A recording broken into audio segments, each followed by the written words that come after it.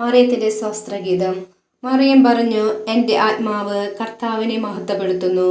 എൻ്റെ ചിത്തം എൻ്റെ രക്ഷകനായ ദൈവത്തിൽ ആനന്ദിക്കുന്നു.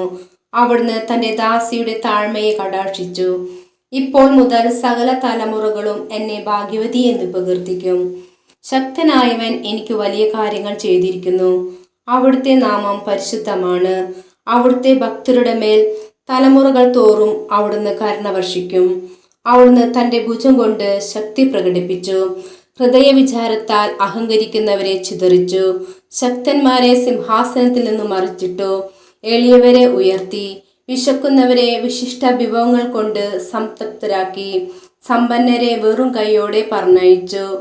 തൻ്റെ കാരുണ്യം അനുസ്മരിച്ചുകൊണ്ട് അവിടുന്ന് തൻ്റെ ദാസനായ ഇസ്രായേലിനെ സഹായിച്ചു. നമ്മുടെ പിതാക്കന്മാരായ അബ്രാഹത്തോടും അവൻ്റെ സന്തതികളോടും എന്നേക്കുമായി ചെയ്ത വാഗ്ദാനം അനുസരിച്ച് തന്നെ